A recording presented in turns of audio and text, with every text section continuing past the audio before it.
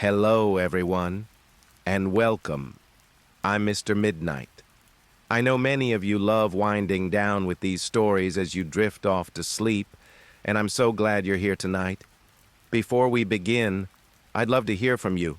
Drop a comment and let me know where in the world you're listening from. If you enjoy the story, don't forget to like and subscribe so we can share many more nights together. Now find a cozy spot, take a deep breath, and let's relax as we dive into tonight's case. Story number 1. On a cold evening in November 2021, Bobby Ann McLeod, a young woman from Plymouth, England, was waiting alone at a bus stop, intending to catch a bus to the city center to meet her friends. Dressed for a night out, she stood by the roadside, unaware of the fate that awaited her. As the minutes ticked by, the expected bus came and went, but Bobby Ann was nowhere to be found. Bobby Ann McLeod was born in 2003 in Plymouth, a lively coastal town in the southwest of England. She grew up there with her parents, Donna and Adrian McLeod, and her older brother Lee. The McLeods were a tight-knit family, always making an effort to show each family member their personal worth and importance to the family harmony. Besides the love they shared, the parents instilled strong values in their children like responsibility and respect. This probably explains why there was no competition between the siblings for their parents' affection and attention.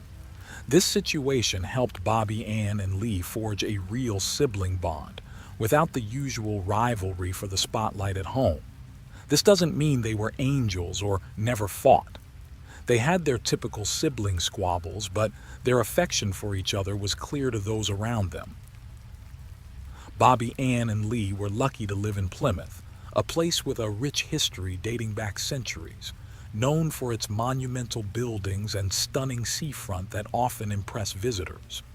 Surrounded by such a positive environment, Bobby Ann thrived, becoming a popular and cheerful person, always with a bright smile on her face. People who knew her from high school described her as a pretty girl with fair skin, long hair, not very tall, and with a delicate demeanor. Her kindness, loyalty, and willingness to help others made her a great friend to many. Like many teenagers, Bobby Ann was drawn to the rebelliousness of alternative rock and its provocative lyrics. She listened to artists and bands like Pink Floyd, Nirvana, Queen, and even the controversial rapper Eminem. Despite the loud music that challenged the norms, Bobby Ann remained the sweet girl everyone knew. She loved watching Disney movies, with Lilo and Stitch being her favorite, fascinated by the blue alien, her favorite color. At school, she was known for her artistic talent and creativity. She was always motivated and clear about what she wanted in life. One of her goals was to graduate from high school, and upon achieving that, she aimed for higher education. She entered university aspiring to become an interior designer. Around this time, she also experienced young love, starting a relationship with a local boy a year younger than her. They made a cute couple, got along well, and shared many friends. Donna and Adrian, as parents, and Lee, as the older brother, approved of the relationship, seeing that the young couple didn't neglect their responsibilities because of love. In fact, since they were all busy with studies during the week, they made sure to plan time together on weekends. So, on Saturday, November 20th, 2021, nobody at the McLeod's home was surprised when Bobby Ann said she would go out with her boyfriend, keeping up with their routine of nurturing their romance. They had plans to meet some friends at 8 p.m. in the city center. She had to leave home well in advance to account for the travel distance and the need to catch a bus. It was around 5:45 p.m. when the young girl bid her father goodbye, told him she loved him, promised to be back at the agreed time, and left for the bus stop. She had a 4-minute walk to the nearest bus stop at the end of her street, a route she was familiar with. Between 6:05 and 6:15 p.m., Some passersby spotted her standing at the stop, looking up and down the street waiting for the bus. Like any girl her age, while waiting, she used her mobile phone and checked her social media. She took a selfie and posted it on her story, mentioning how cold she was feeling. At the same time, Cody Ackland, a promising musician from Plymouth aged 24, was in the area. Little is known about Cody's early life, other than he was the son of David and Helen Ackland, born in June 1997 in Germany, where his father, a former military man, was stationed. After his parents divorced during his childhood, he lived with his mother in Plymouth, close to the bus stop where Bobby Ann was waiting. Although Cody attended the same high school as Bobby Ann, their 6-year age difference meant they likely never met there. After school, he worked various jobs, but music was his passion, leading him to become an indie rock band's lead guitarist and songwriter. To those who knew him, he was a nice guy making a name in the local music scene, with no history of violence or trouble with the law. However, his bandmates noticed his tendency towards depression and a not-so-cheerful temperament, which was starkly different from his energetic stage person. Unknown to many, Cody harbored interests far removed from the music world, and behind his friendly and sometimes melancholic exterior lurked a much darker side. In secret, Cody had developed a bizarre fascination with serial killers from around the world, and even kept a list of dangerous individuals he admired. Among his favorites were Joseph James D'Angelo, Andre Chikatilo, Ivan Milat, Fred West, and Tommy Lynn Sells, all notorious for their heinous minds, but topping Cody's dark list was none other than Ted Bundy. This criminal had kidnapped, sexually assaulted, and murdered about 30 women in the 1970s in the United States. After being convicted for the trail of terror he left behind, Bundy was executed in 1989. With his criminal idol in mind, Cody got into his car and, in a twist of fate that would prove deadly for Bobby Ann, spotted her at the bus stop. The exact details of how he approached her remain unclear, but it's likely she didn't see him as a threat due to his unassuming appearance. Taking advantage of the secluded spot, Cody struck her on the head with a hammer, the blow causing her to collapse. He tried to flee, but upon reaching his car, he noticed she was trying to get up. He returned to the scene, dragged her to his vehicle, and forcibly placed her inside, despite her incapacitated state. In the McLeod family, there was a rule that whoever left home should inform the family upon reaching their destination. This simple act provided peace of mind. That's why, when an hour and a half had passed since Bobby Ann left and Donna hadn't heard from her daughter, she started to worry. She texted to ask if Bobby Ann was okay and if she had reached her meeting spot with her boyfriend. With no reply from Bobby Ann and her phone going unanswered, which was out of character, the family grew anxious. By 8 p.m., her boyfriend, who was waiting for her at their planned meetup spot, was surprised by her absence, as punctuality was one of Bobby Ann's notable traits. As time slowly ticked by without her arrival, he, trying to remain patient, stayed put, but eventually gave in to his nerves and began calling her. His worry deepened with each unanswered ring. About an hour later, he called the McLeod residence to ask if Bobby Ann was there. This call escalated the family's anxiety, as no one knew her whereabouts, and all attempts to reach her on her mobile phone had failed. Donna and Adrian couldn't just sit by idly, so they started calling Bobby Ann's friends one by one, only to sadly find out that no one knew where she was. Although they hoped nothing bad had happened, deep down they feared the worst. Without further delay, they went to the police and reported her missing. It was after 9 p.m. The next day, November 21st, 2021, the police launched a search operation in the area, joined by the McLeod family, friends, and volunteer neighbors. They also distributed flyers throughout the city featuring Bobby Ann's photo and contact numbers for any sightings. Her disappearance was widely reported on social media and local news outlets. One of the most heartfelt appeals came from her brother Lee, who pleaded on social media for everyone in Plymouth to help search for his little sister. He urged anyone with any information about Bobby Ann to come forward, as he desperately wanted her back home. The police tried to trace the young girl's path from her house to the bus stop, but found nothing noteworthy. Knowing she planned to take a bus to the city center, they inquired with the bus service to see if she had boarded any of their vehicles, but this lead quickly went nowhere. However, during interviews with locals, the police received a crucial tip from a resident who had passed by the bus stop the previous afternoon and seen Bobby Ann there, around the time she took her last social media photo.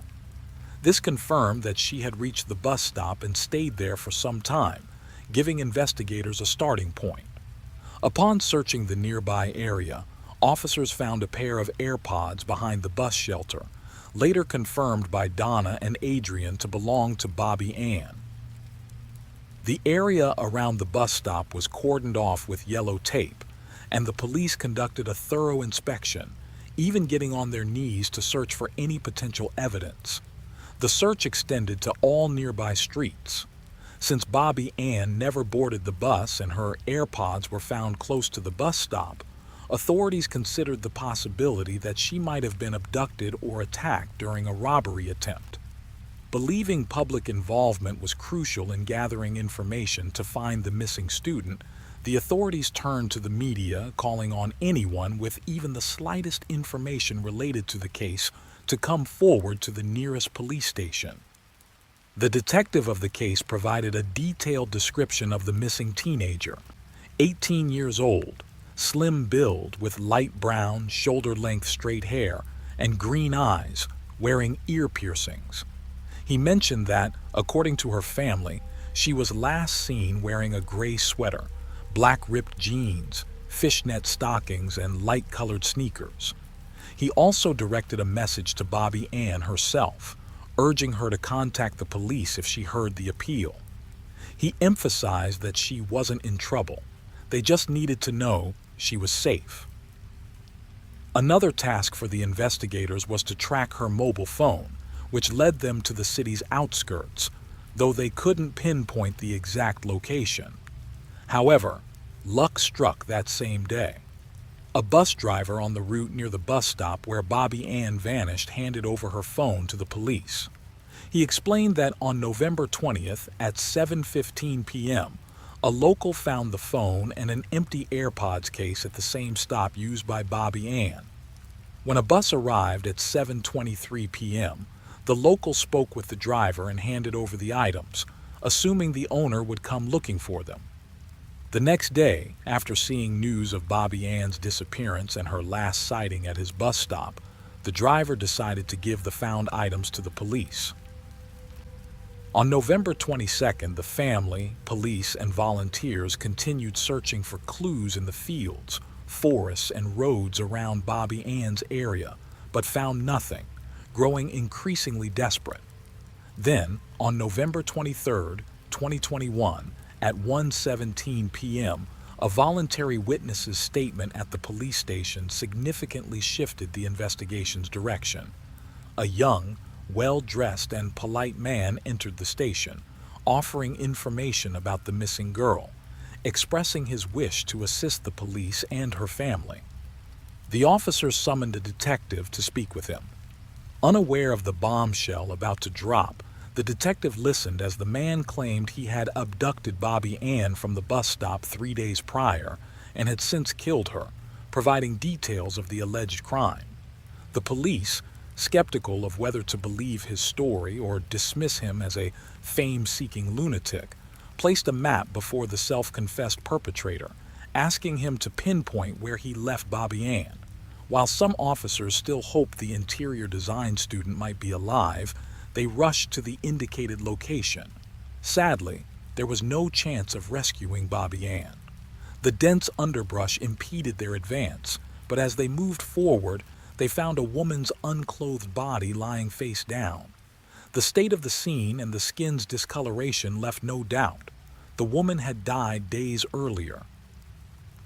Later, the police publicly announced that after receiving a confession from a suspect and verifying its authenticity, they had discovered a woman's lifeless body on a beach about 7 miles from the bus stop where Bobby Ann was last seen. The body was found in a wooded area and the victim had yet to be identified. However, due to the height and certain physical traits, investigators strongly believed it was Bobby Ann. While awaiting official identification, they informed the McLeod family of the discovery. The suspicions were confirmed when dental records of the victim matched those of the abducted student. The confirmation that the body was indeed that of the beloved missing student sent shockwaves through the local community. The people of Plymouth, who had actively participated in the search, were shattered by the tragic end of the case. To express their grief and support for the McLeod family, residents held a vigil near the bus stop from where Bobby Ann was taken. Overwhelmed by tears and trying to stay strong, Bobby Ann's mother thanked friends and the community for their support during the search and at the vigil honoring her daughter's memory. She regretted the sad circumstances that brought them together. With a quivering voice and shaking hands surrounded by loved ones, she delivered a prepared statement highlighting the blessing it was to watch Bobby Ann grow up in their family. She mentioned that although her beloved daughter's life was taken too soon, the beautiful impact she had wherever she went would never be forgotten. Then, lifting her candle, she asked everyone to do the same in memory of her daughter, followed by a minute of silence. Lee, Bobby Ann's older brother, also shared his feelings, but he did so on social media, thanking her for the time they spent together and vowing never to forget her. He expressed how unjust it was for such a beautiful and talented girl to meet such a horrific and undeserved end. He shared a childhood photo of them, smiling and happy in their primary school uniforms. In the message accompanying the photo, Lee wrote that he hoped to reunite with his beloved little sister in heaven, and that it was an honor to be her big brother. He promised to forever cherish the adventures and journeys they shared and wished her eternal peace. As the community and those close to Bobby Ann were still reeling from the shock of the events, the gruesome details of the crime began to emerge, stirring a mix of grief and anger among them. The forensic report highlighted the severe injuries she sustained from a blunt object, likely a hammer, revealing she had 14 serious wounds to her head and face. Contrasting with the attack's brutality, and despite her body being found unclothed, the forensic expert found no evidence of sexual assault before her death. Media outlets then disclosed the name of the alleged perpetrator of the brutal assault that ended Bobby Ann McLeod's life, identifying him as 24-year-old Cody Ackland, a musician from the same town. Following the revelation of the suspect's identity, Cody's lawyer issued a statement on his behalf, claiming full responsibility for the crime. His assertion in the statement that he had never seen the young woman before the night of the incident baffled the public, leaving the motive for such a cruel and unwarranted attack a mystery. For those who knew Cody, this news was a shocking blow, as he had never been in trouble before. However, as the investigation delved into Cody's computer, phone, and other belongings seized along with his car, they uncovered chilling aspects of his life that no one knew. Investigators found over 3,000 images on the supposedly quiet musician's phone, revealing a sinister side unknown to all. Many of these images resembled scenes from horror movies due to their disturbing and dark nature. His browsing history also showed that in the days and weeks leading up to the young woman's abduction, Cody had been researching the most heinous acts committed by serial criminals, as well as remote locations and potential weapons. In the hours before the young girl's abduction, Cody visited the website of an online sports store, browsing through baseball bats and waterproof clothing. For the investigators, the unfolding evidence seemed almost unbelievable, as Cody had been a complete unknown to them before he walked into the station with his horrific confession. He had appeared so normal that he had never attracted police attention or been involved in any trouble before. The investigators theorized that on the day of the crime, Cody succumbed to his secret desire to emulate the serial killers he idolized, leading him to commit a serious offense. They believed Bobby Ann was simply in the wrong place at the wrong time, her life tragically ending due to a stranger's urge to act on his dark criminal instincts. They speculated that if Bobby Ann hadn't crossed his path, Cody might have targeted anyone else, regardless of age or gender, with his sole intent being to take a life, not necessarily to commit sexual assault. In the midst of the turmoil caused by the crime and its disturbing details, the band Cody was part of, which had recorded its first disc in August of the same year, announced on social media their decision to disband immediately. They stated that ending the band, for which Cody was the guitarist and songwriter, was an act of respect for the deceased teenager. They expressed shock over the tragedy and difficulty in coming to terms with what had happened, extending their thoughts and prayers to the family and friends of the university student who were devastated by her loss. Finally, on November 26, 2021, Cody appeared before the court, charged with murder. In the brief hearing, he was seen wearing a gray cotton sweater and a blue mask, adhering to the ongoing COVID-19 pandemic health measures. He spoke only to confirm his name, address, and date of birth. The presiding magistrate informed him that he would be held in custody and face trial at the Crown Court in Plymouth. Cody was scheduled to appear at the court for a preliminary hearing to address all matters related to the case before proceeding to the actual trial. It was during the pre-trial hearings that the full extent of the horror unleashed on the day Bobby Ann and Cody's paths tragically crossed was revealed. Bobby Ann arrived at the bus shelter around 6:15 p.m. At that time, Cody, driving his Ford Fiesta, spotted her at the stop. He noted a slight resemblance between Bobby Ann and his ex-girlfriend, but he clarified that his actions were not triggered by emotional reasons or the resemblance. Instead, he had been seeking a victim to fulfill his long-standing plans. Bobby Ann, a design student, seemed the perfect target for him, so he parked on the road behind the bus stop. After stopping, he watched not only her, but also the surroundings to ensure no one else was around. Then he quietly approached her with a hammer he had brought along and struck her twice on the head. Believing the blows were fatal, he returned to his car to escape, but to his astonishment, he saw that Bobby Ann was not only alive, but also trying to get up from the ground.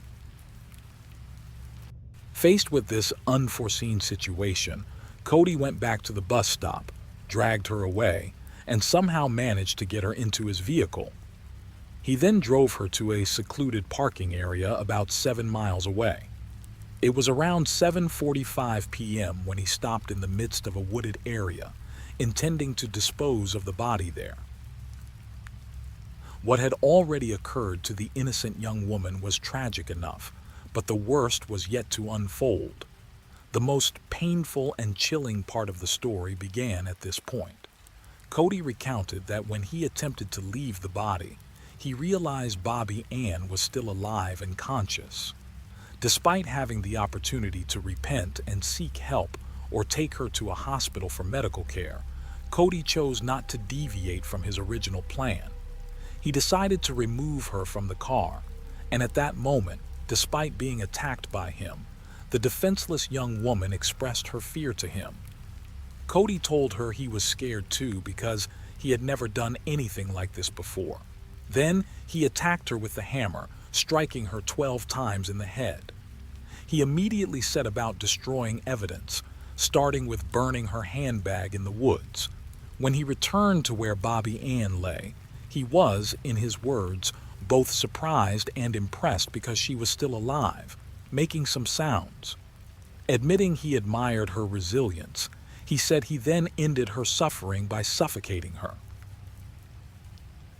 Next, he placed her body in the trunk of his car and drove about 30 miles, where he hid the body after undressing her and removing her jewelry. Around 10 p.m., Cody returned home and went straight to bed.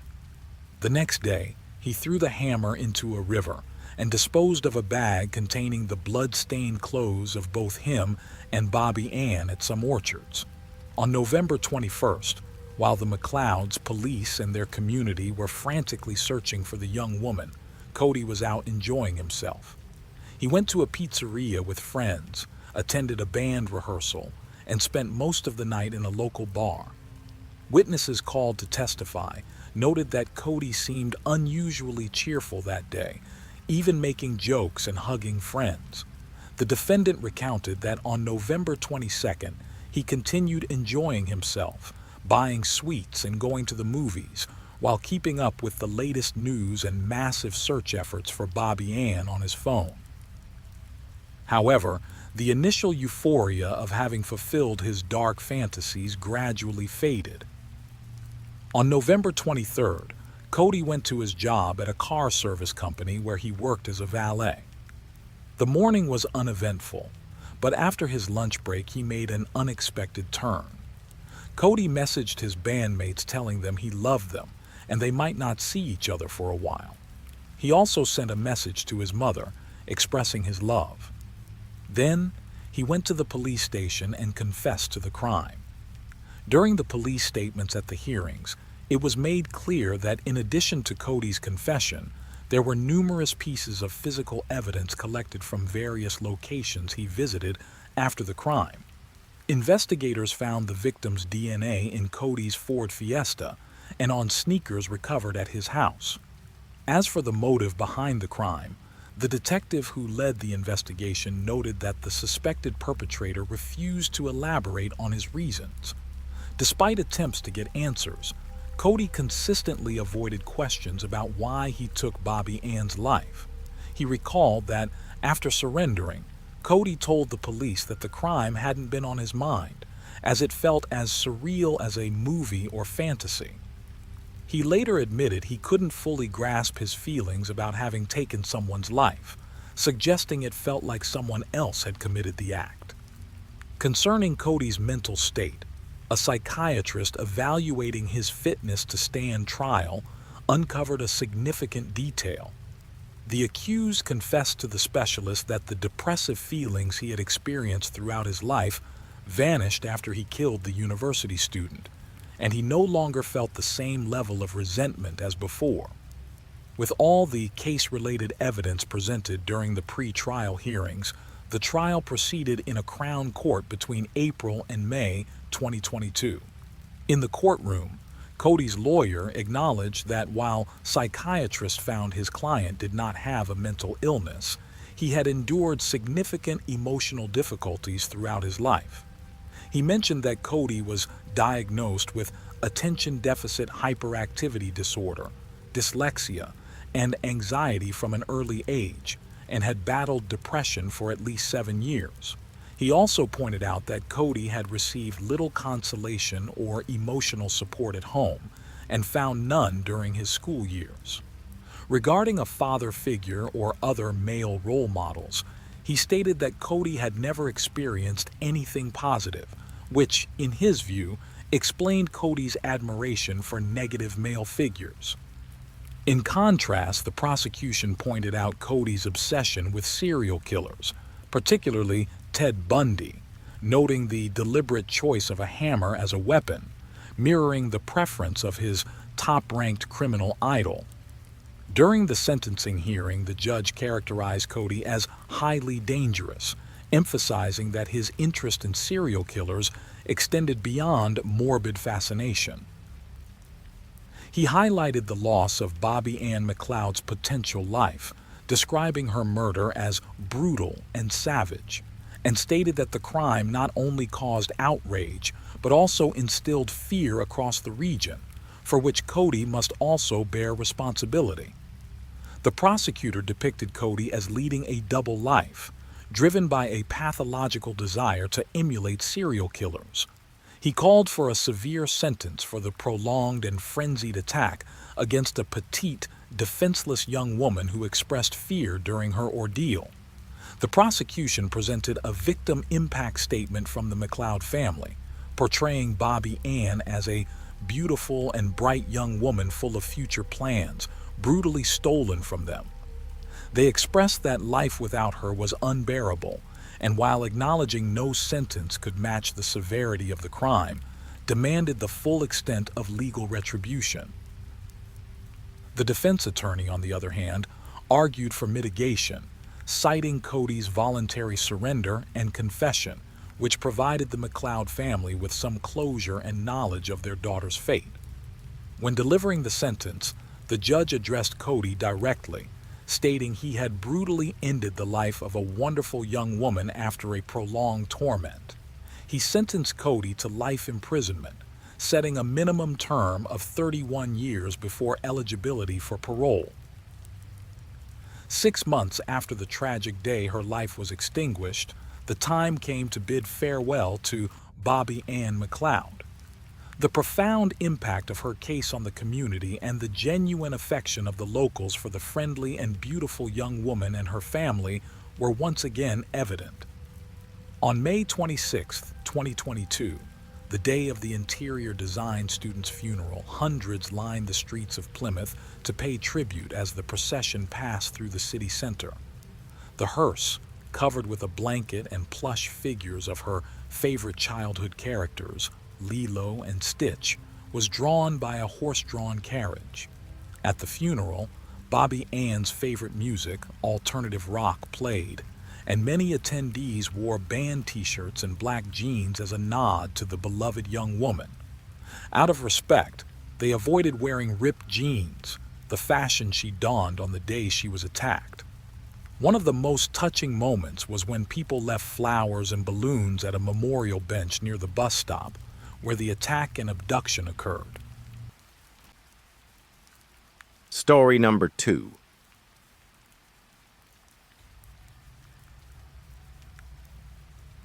Nicola Edgington was a woman deemed as exceptionally dangerous after she assaulted 2 people with a knife. She had previously killed her own mother and was living freely in the community when she committed these chilling new attacks.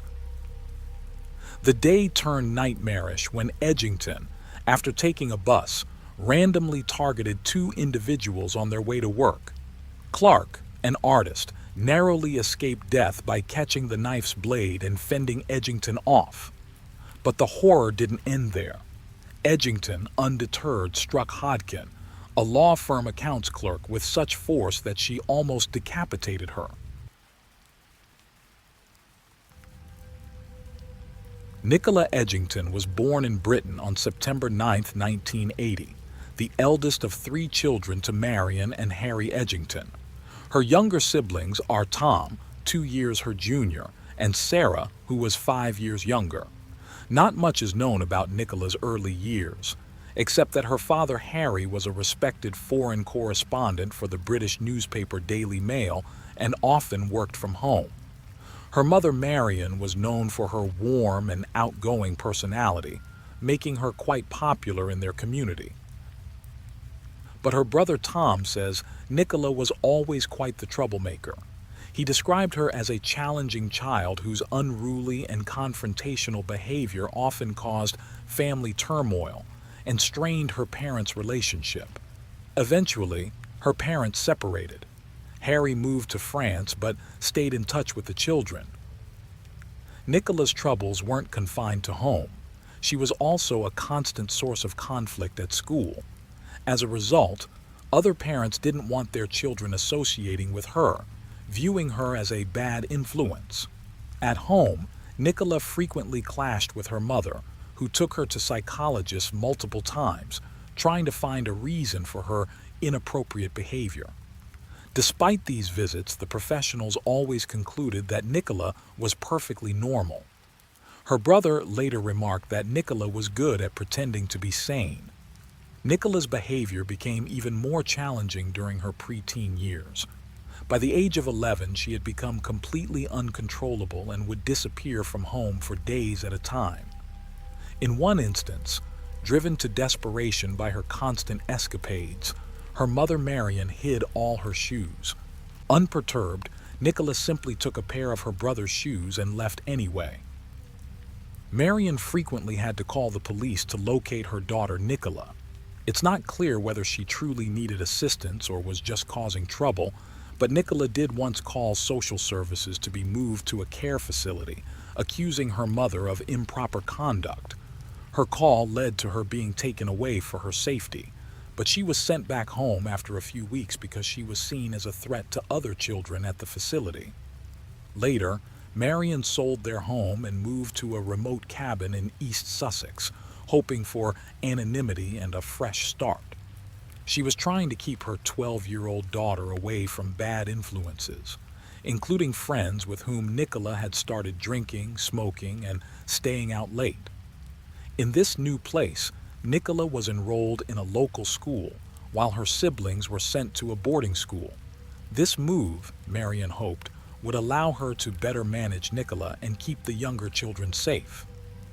Tom, her brother, later expressed his satisfaction with the boarding school, enjoying the company of peers from stable families and dreading weekends at home due to Nicola's disruptive influence.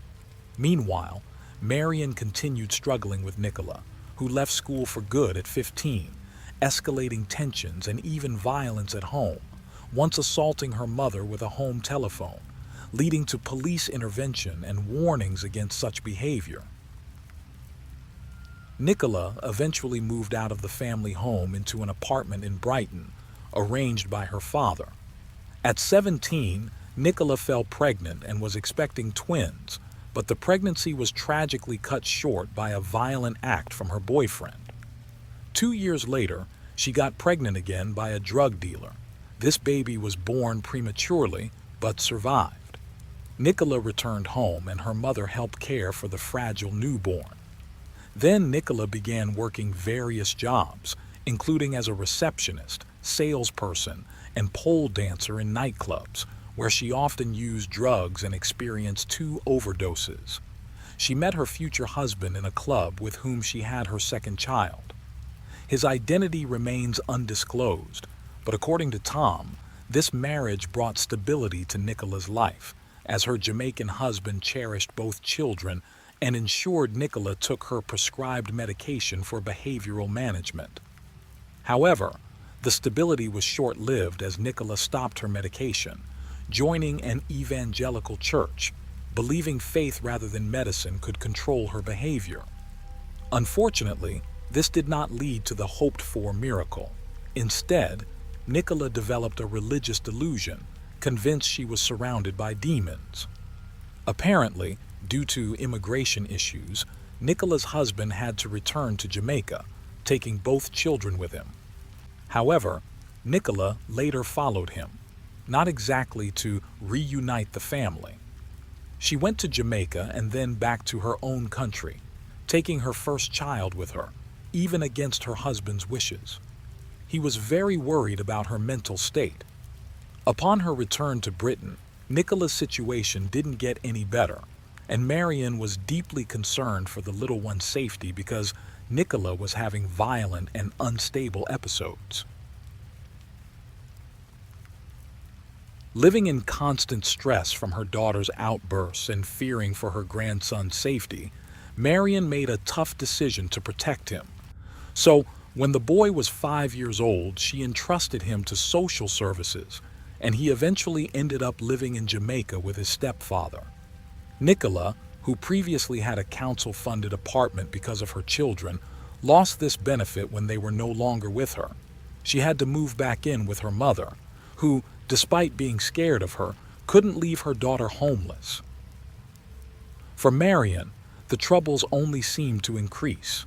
Her relationship with Nicola remained fraught, and Nicola's violent behavior continued. Things escalated to the point where, in 2005, Nicola received a legal warning for causing damage to a neighbor's property, where she also allegedly threatened someone with a knife. At that time, a psychiatrist evaluated her and claimed there was no evidence of mental illness, but it wouldn't be long before events suggested otherwise. On November 4th, 2005, Tom and Sarah visited their mother, marking the first time in a long while that the three siblings were together at their maternal home. It was an awkward reunion, so to lighten the mood, Tom invited Nicola to a pub. This move also allowed Sarah to have some peaceful time with their mother. At the first pub, Tom tried to lighten the mood with jokes, but Nicola seemed distracted, focusing on writing in a notebook. They then moved to another venue, where Tom felt relieved as Nicola became more talkative, even mentioning her plans to move back to Jamaica. However, this calm was short-lived, as Nicola was soon thrown out for starting a fight with the owner of the venue. Tom chose to stay and called his mother and sister to join him, and they agreed. However, when they arrived, Marion couldn't find parking, so she dropped Sarah off at the venue and returned home. After a while, Tom and Sarah also decided to head back to their mother's house. Upon entering, Tom immediately noticed something about the guest room's foldable bed. Tom couldn't fully grasp what he was seeing at first. It looked like a pile of clothes with two legs sticking out. He thought maybe Marion had invited someone over to stay. Still uncertain about what he was seeing, he called for his sister. Sarah, less cautious, strode into the room and immediately started screaming at Tom not to enter and to urgently call the police. The legs Tom had seen belonged to their 60-year-old mother, Marion, who was lifeless and had several stab wounds. Nicola was nowhere to be found, but for the siblings it was clear she was responsible for their mother's tragic end. Later, Tom found a notebook in the house with a list titled "Condemned People," written by Nicola. At the top of the list was their mother Marion's name, crossed out with Tom's name below it. Though no official source was mentioned, some media reported that the argument between mother and daughter might have started over Nicola's accusation that Marion had estranged her from her son and allegedly removed her from the will. When the authorities arrived at the family home, investigators began collecting evidence while forensic personnel took care of Marion's body, which had 9 stab and puncture wounds inflicted with a kitchen utensil. Meanwhile, the police launched a search for Nicola, who was not at the house. Sarah made several TV appearances, pleading for Nicola to turn herself in. Almost 13 weeks later, on November 21, 2005, Nicola was located on a public transport unit in London. Upon her arrest, she immediately blamed Tom for the fatal attack on their mother.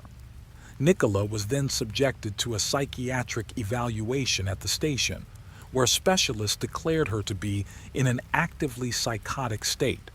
Subsequently, she was initially taken to prison and later, in February 2006, transferred to a facility for individuals who had committed crimes and suffered from mental health issues.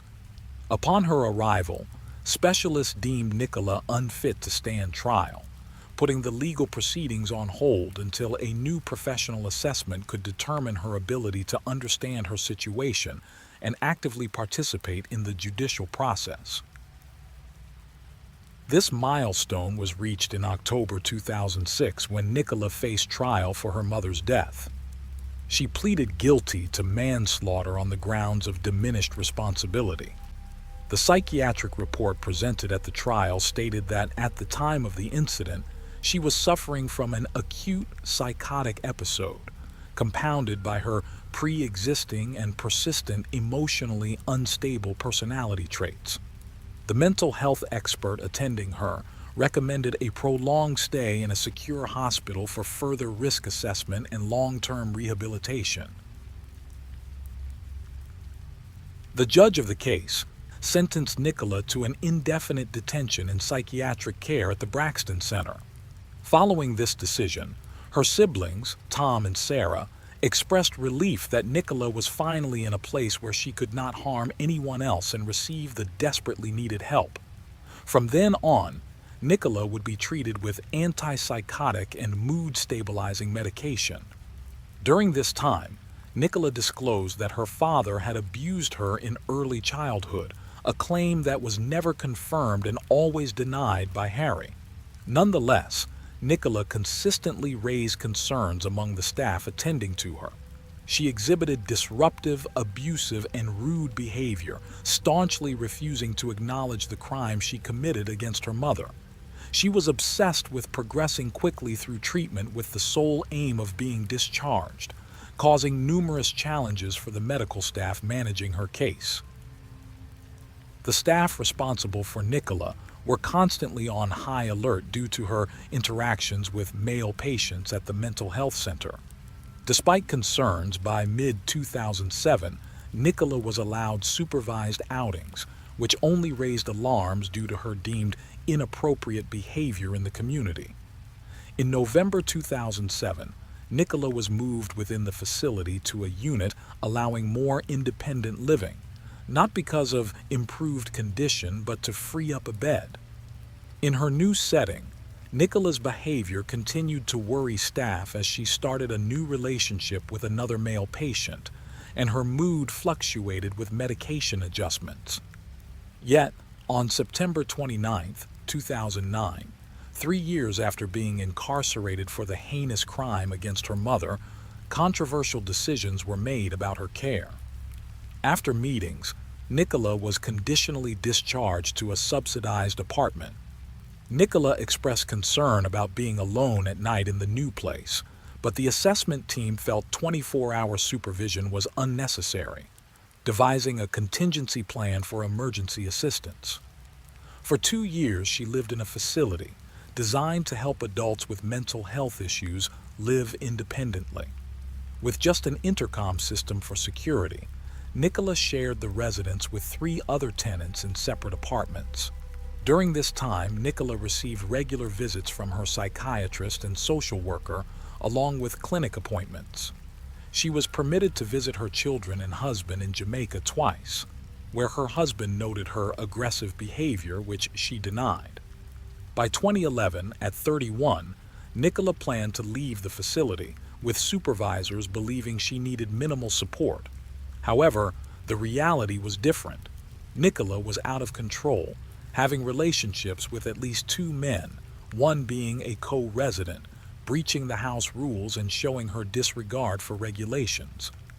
In March 2011, suspecting she was pregnant by one of these men, Nicola's psychiatrist advised stopping her mood-stabilizing medication for the baby's sake. After a miscarriage, she did not resume her antipsychotic medication.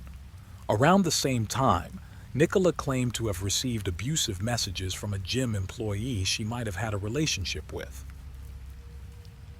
Records vary, but between September and October 2011, Nicola messaged her brother Tom via a social network, seeking help and mentioning her miscarriage, missing their mother, and lamenting that no one cared for her like Marion did.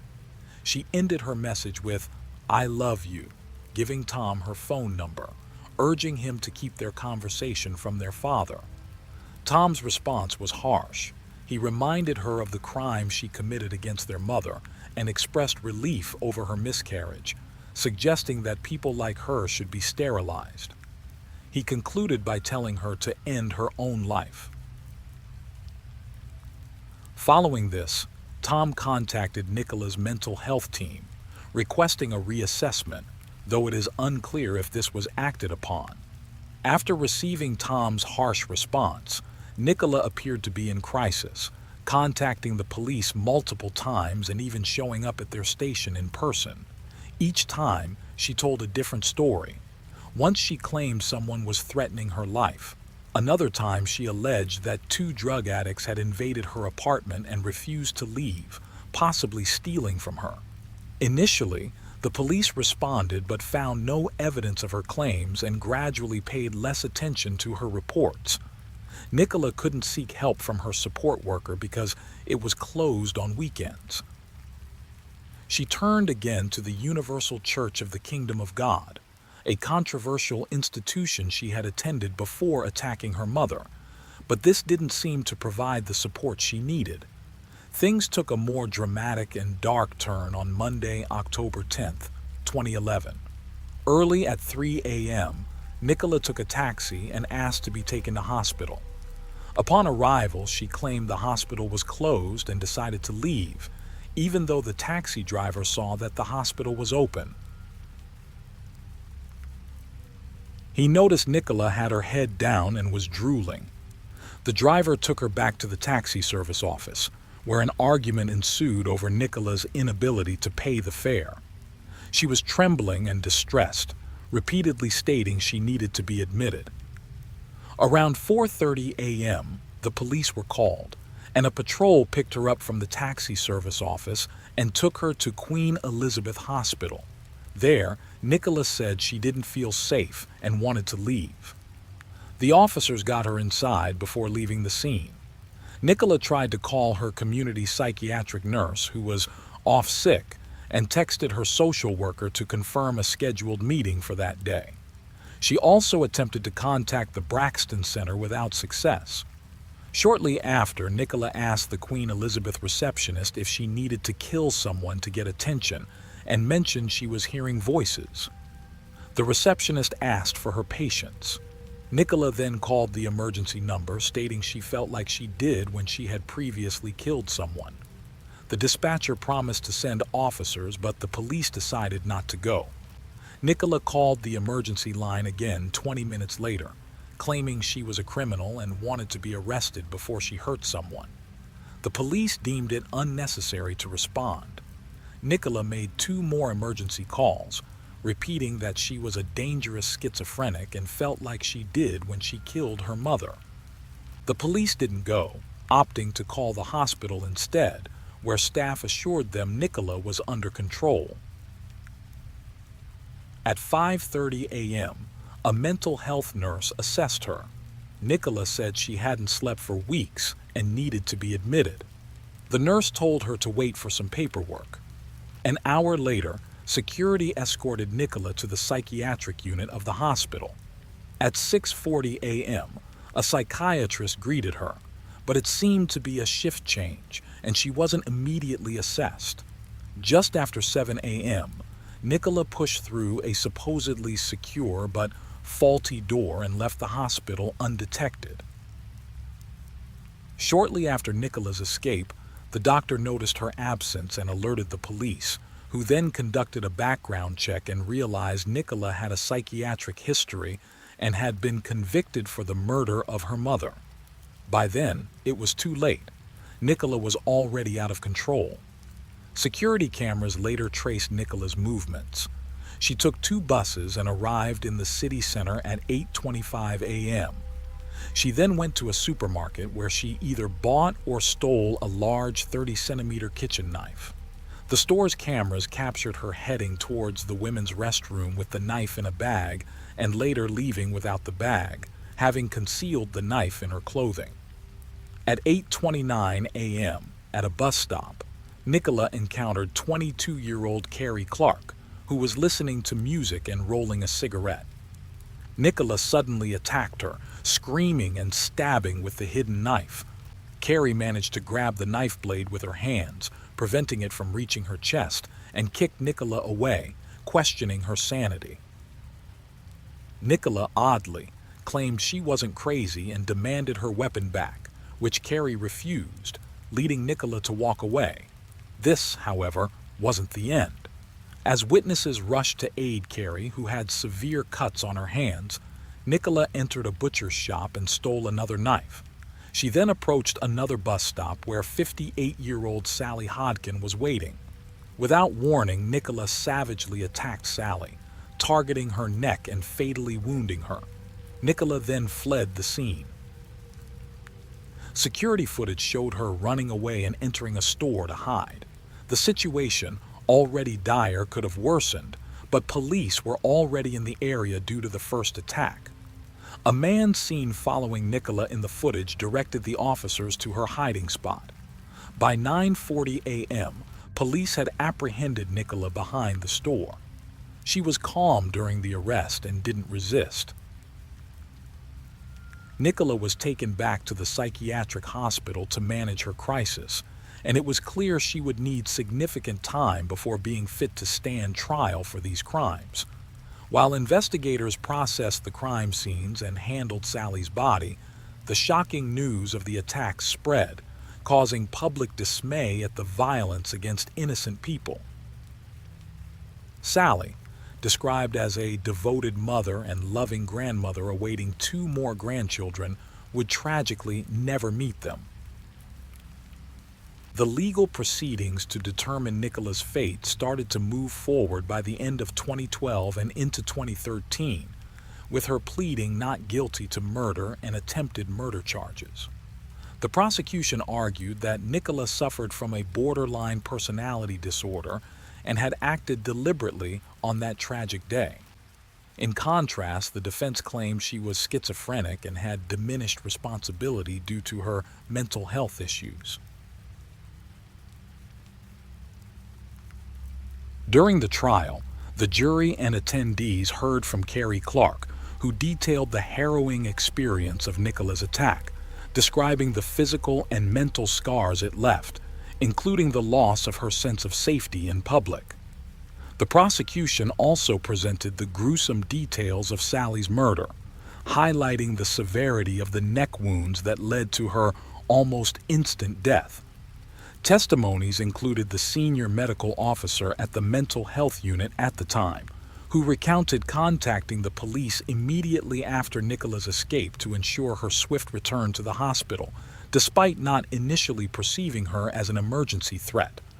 Nursing staff admitted that Nicola escaped through a faulty door supposed to be locked, contradicting their initial statements that they tried to prevent her escape, a claim disproved by security footage.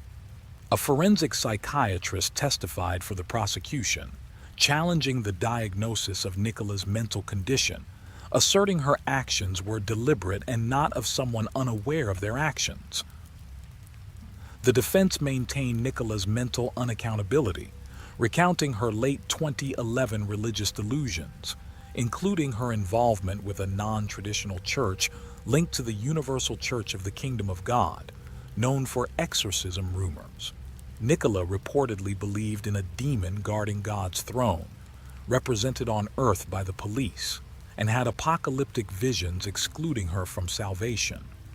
The defense argued that Nicola's paranoid schizophrenia and other mental health issues meant she had diminished responsibility at the time of the attacks.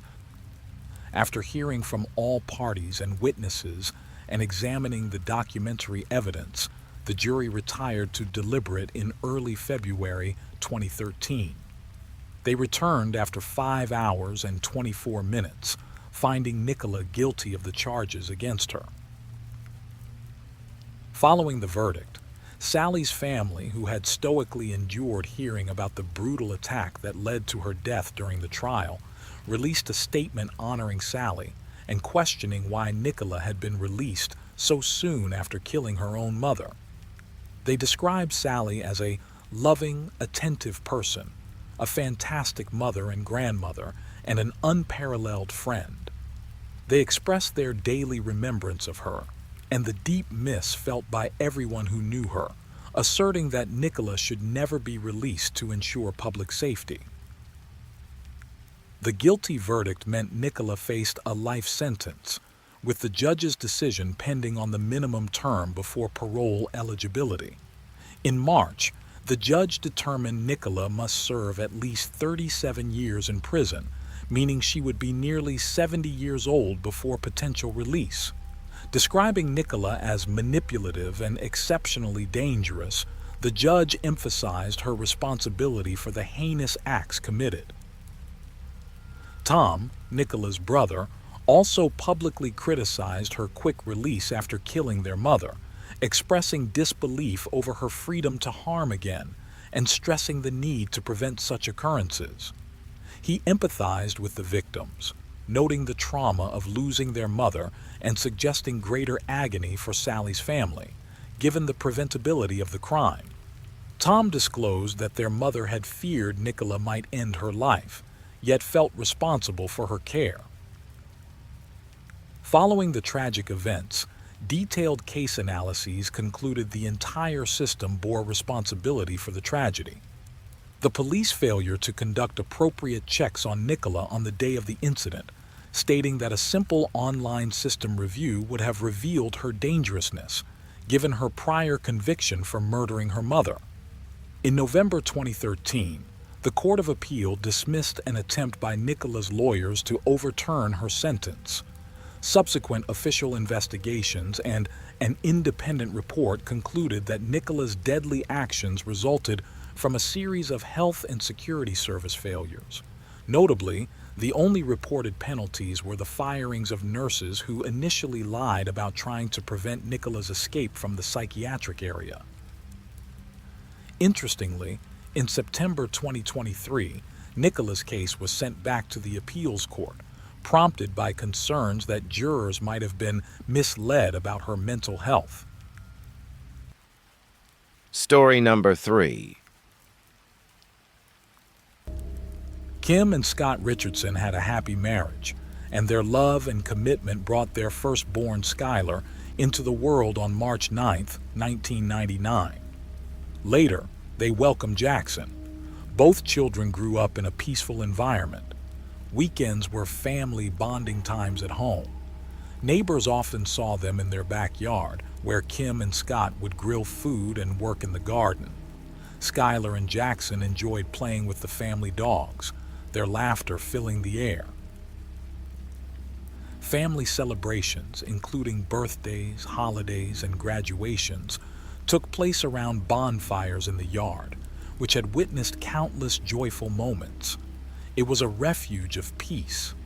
No one could have imagined that in this backyard, amidst the Richardson family's happiness, an unutterable secret was buried. As Skylar grew older, weight and diet, issues that sometimes hide behind a seemingly perfect facade, played a central role in her life. These concerns became her obsession, leading to unexpected and painful situations. For Kim, the impact of these issues was undeniable. Her worry began in Skylar's early adolescence when her daughter already showed signs of eating disorders. At 12 years old, Skylar was obsessed with calories, refusing to buy gum because it added 5 calories to her diet. She attended high school in Ohio, excelling as a cheerleader. Being a cheerleader required her to be small and agile, traits she had, making her a perfect flyer. This role involved performing aerial stunts and holding complex poses for a few seconds before returning to the ground. However, the pressure to stay thin marked the beginning of Skylar's struggle with her weight. Her obsession with not gaining even a gram led to dangerous behaviors like induced vomiting, but when the cheerleading season ended, Skylar would binge eat. She then subjected herself to severe fasting periods. Discussing her weight was a taboo topic in the family, and Skylar's extremely reserved nature made addressing the issue difficult. The Richardsons sought professional help, including doctors, therapists, and nutritionists, but no intervention seemed to ease her suffering. Skylar was diagnosed with body dysmorphia, a disorder characterized by an obsession with perceived physical flaws. Amid her dissatisfaction with herself, she became increasingly reserved and kept numerous secrets, deeply worrying her parents. However, from the outside, everything seemed perfect at home. Skylar was seen as a beautiful and popular young woman during her high school years, excelling as a cheerleader and radiating vitality and joy in her school community. Her younger brother Jackson was on the football team at the same school, which contributed to the Richardson family's reputation as exemplary. In late July 2016, just before her senior year of high school, Skylar started a relationship with a friend's cousin, but it ended quickly. However, in January 2017, she found a new love, Brandon, a junior at her school. Skylar seemed happy and even appeared to be gaining weight, which gave her family hope. This change suggested that Skylar had her eating disorder under control. Her choice of a form-fitting dress for prom and her healthy appearance increased her parents' confidence in her well-being. In March, Skylar even went on a family vacation, wearing a two-piece bikini showing some curves. Skylar and Brandon's relationship seemed to be going well, and her mother's concerns led her to address a sensitive topic: pregnancy.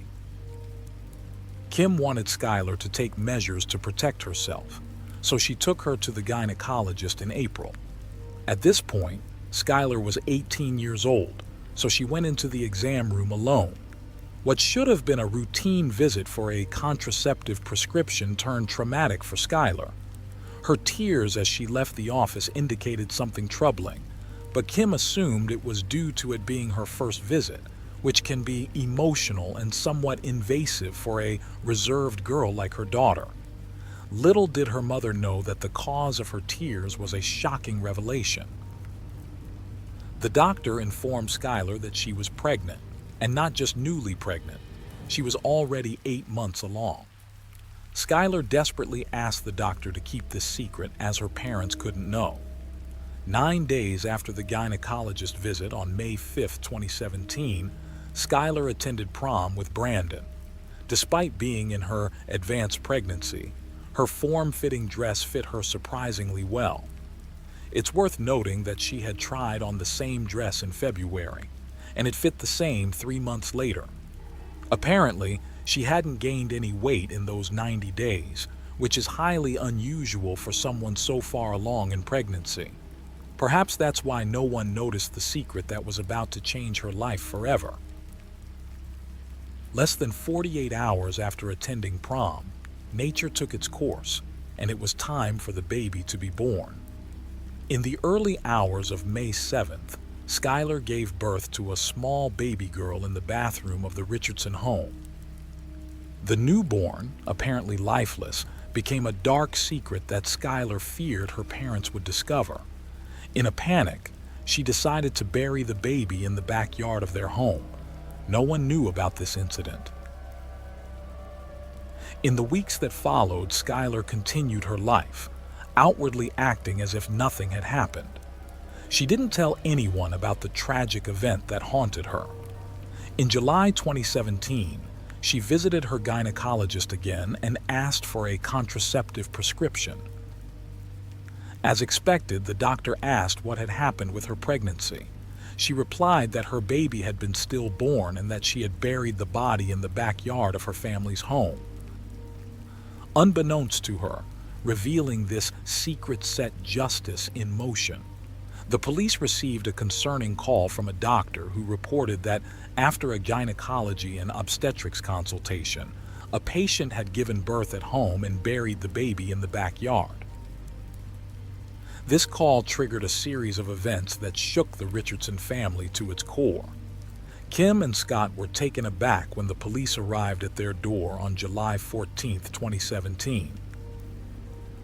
It was a sunny summer day, and Skylar was at her grandmother's pool, enjoying happy moments with her boyfriend and cousins.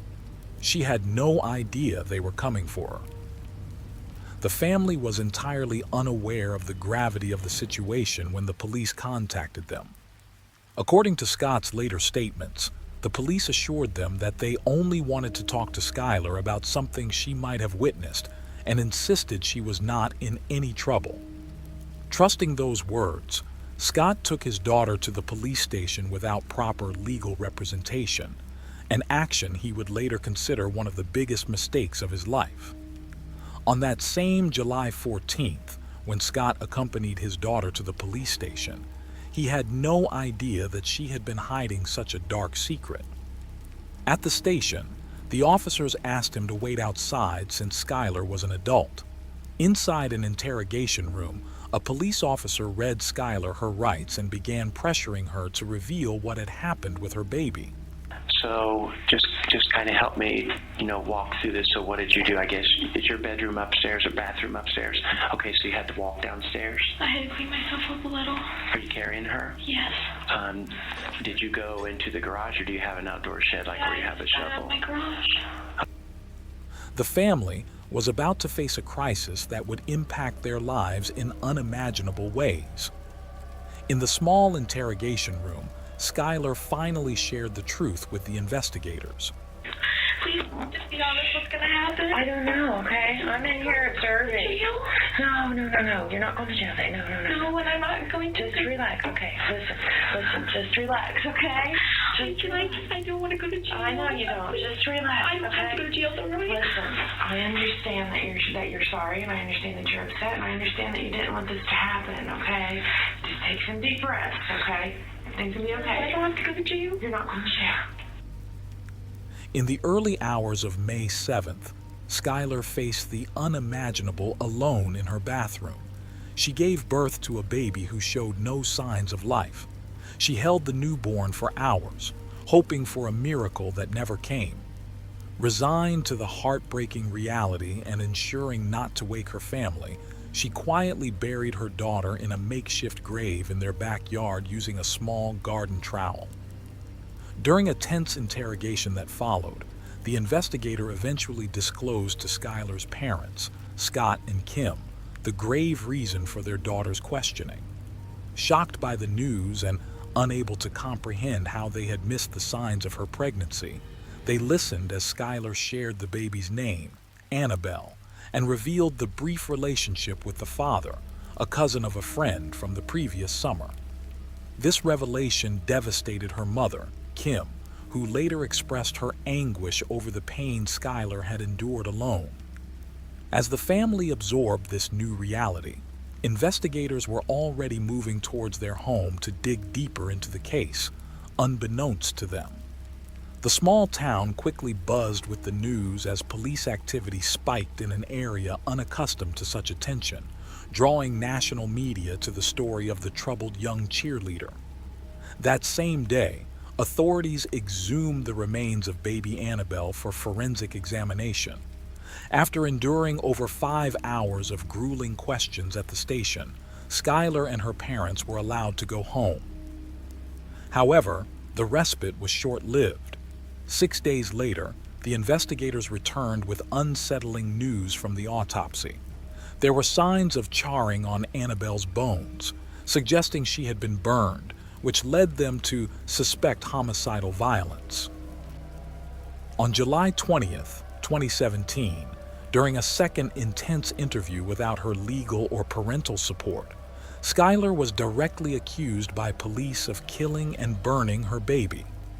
Throughout the interview, she steadfastly refuted the allegations, denying any use of heat or fire 17 times, and insisting 29 times that Annabelle was stillborn, maintaining her innocence against the grave charges laid before her. Did you hear any crying after? Or did you hear any little cry? Okay. Under the intense pressure of the interrogation, Skylar eventually changed her story, admitting that she might have partially burned the baby's body. When asked if the baby had made any noises at birth, she hesitantly mentioned that there might have been a sound. After an hour of intense questioning, the detectives decided they had enough to arrest her and charged her with reckless homicide, suspecting the baby had suffocated. Skylar was released on bail, but this was just the beginning of her legal battles. The prosecutor publicly laid out the charges: aggravated murder, which could lead to a life sentence, involuntary manslaughter, child endangerment, and abuse of a corpse. He argued that Skylar's actions were driven by her family's desire to maintain a perfect facade. Despite these heavy accusations, Skylar's parents, Kim and Scott, remained determined to clear her name with the help of their lawyers. Scott voiced his frustration over how the police had misled them from the beginning, telling them Skylar wasn't in trouble, only to detain her and search their home for evidence once they brought her to the station. Kim described the ordeal as a nightmare, noting how Skylar's arrest reignited her struggles with eating disorders and psychological stress. The legal drama attracted intense media scrutiny and public speculation, resulting in a gag order, although by then the Richardsons were already facing widespread criticism and hostility. Online and outside their home, the family endured harsh criticism, protests, and threats, feeling under constant surveillance and harassed by people who distorted their images online. Amid this turmoil, they hired experienced defense attorneys who contended that Skylar's confession was coerced. The case took a twist when the pathologist who initially reported charring on the baby's remains withdrew her statement, confirming there was no evidence of burning. Despite this new evidence, the prosecutor stood firm on the charges, insisting on the validity of Skylar's initial admissions during the interrogation. However, the defense succeeded in getting Skylar placed under house arrest. At home, surrounded by books and her dogs, she tried to find some peace under a pine tree where her parents had placed an angel ornament at the burial site of her baby, whom she called Angel. In a reflective interview, Scott explained that from Skylar's perspective, she was handling the sudden and tragic event the best she could, believing the baby was still born. He detailed how she tenderly placed the baby in the ground and marked the spot with a flower. As time passed, her dreams of attending the University of Cincinnati had to be put on hold. The uncertainty of her future weighed heavily on her and her family. However, the prosecution viewed this as her undergoing the justice process that was deemed necessary, aiming to seek justice for the baby. The case itself was fraught with tension and division. Kim, Skylar's mother, voiced her frustrations with the legal process, feeling that the defense's points were completely disregarded by the prosecution, which she found to be exceedingly cold and dismissive. The prosecution maintained that an innocent life had been unjustly taken, and it was their duty to seek reparation. In July 2019, the case took an unexpected turn when the prosecutor offered Skylar a deal: drop the aggravated murder charge if she pleaded guilty to the remaining charges, thus avoiding a trial but still facing up to 15 years in prison. This proposal brought immense anguish to the Richardson family, but ultimately, the decision rested with Skylar. On one decisive Sunday morning, Skylar resolved not to plead guilty to crimes she maintained she did not commit. She chose to let a jury decide her fate at trial. 2 years after the distressing events, the trial began on September 3, 2019. The prosecution started with a startling revelation, quoting a text message from Skylar to her mother that exposed her troubled emotional state shortly after she secretly gave birth and buried the baby in the backyard. The prosecution also displayed a selfie Skylar had taken at the gym that same day, using these pieces to argue that Skylar had no intention of keeping the baby. Although proving the baby was born alive was a challenge, the prosecution contended that Skylar's own admissions during interrogation supported their case. Witnesses for the prosecution testified that Skylar had seen the baby's arms move and heard her make sounds, suggesting life. They also claimed Skylar might have inadvertently harmed the baby. Moreover, they accused her of trying to burn the baby's remains. Trey Johnson, presented as the baby's father, testified about their brief relationship and the unprotected sexual encounters they had.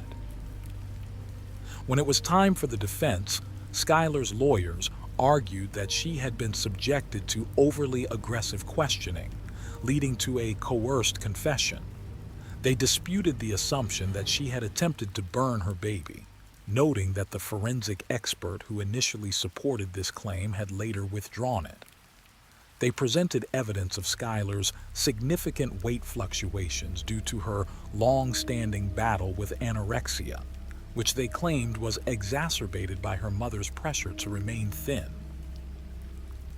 During the trial, The doctor who performed the autopsy testified that the baby died from homicidal violence of undetermined origin. Yet, under cross-examination, she admitted there was no physical evidence to support a live birth, or that Schuyler had directly caused harm to her child. Witnesses for the prosecution also acknowledged the lack of physical evidence of a live birth, with no trauma or burns found on the baby's remains. The defense stressed that the only evidence suggesting a live birth came from Schuyler's statements, which they argued were the result of coercion by the police. An obstetrician also testified that he didn't believe the baby was alive at birth. He noted that the umbilical cord wasn't cut, which might mean it came off before or during delivery. He also mentioned how Schuyler described the baby as extremely pale, not looking like a healthy newborn.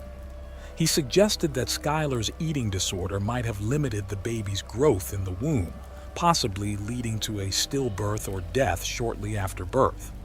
An expert on police questioning explained that some interrogation techniques can push people into false confessions, especially those who are more vulnerable to pressure. A clinical psychologist who talked to Schuyler found she has a dependent personality disorder, which could make her more likely to give in to authority figures. The trial moved forward with both sides presenting their arguments and evidence. The defense attorney emphasized that Schuyler is innocent until proven guilty, urging the jury to stand by her if they had any doubts about the baby's condition at birth. The prosecution argued that Schuyler had ended a life to keep up appearances and should be held accountable. The trial was intense, and eventually the jury had to decide Schuyler's fate. With regard to count one, we, the jury in the above captioned case, find the defendant, Brooke Schuyler Richardson, not guilty of the offense of aggravated murder. On September 12, 2019, after 4 hours, they ruled she wasn't guilty of the most serious charges, but did find her guilty of improperly handling the baby's remains, which could mean up to a year in jail. The Richardson family was relieved by the verdict, but had to wait until sentencing.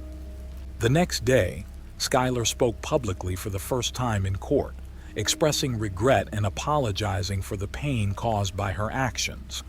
During a victim impact statement, Trey Johnson's mother spoke about her deep loss, saying no words could fully express her anguish over her granddaughter Annabelle's death. The judge believed different choices by Schuyler could have saved her daughter, but sentenced her to 3 years of probation instead of a harsher penalty. The trial and its aftermath deeply affected Schuyler and her family, causing her significant stress and health issues. 2 months after being mostly acquitted, Schuyler shared her feelings in an interview with Cosmopolitan magazine. She talked about her regrets and the burden of guilt she carries every day for not opening up sooner about her situation. She described the period as devastating and admitted to struggling with depression since the incident. Schuyler shared that she named her baby Annabelle because she didn't know anyone else with that name. She visits Annabelle's grave every week to leave pink flowers and finds a bit of peace knowing her baby is at rest. During an interview, Schuyler opened up about how the trial almost broke her and even made her think about ending her life. She admitted that living with the truth was incredibly hard, especially when it felt like everyone else thought differently. She also felt like she lost a part of herself during the trial and was scared that people saw her as guilty because of all the news coverage. Trey, Annabelle's dad, told the media that he was shocked by the case because he didn't know about the pregnancy beforehand.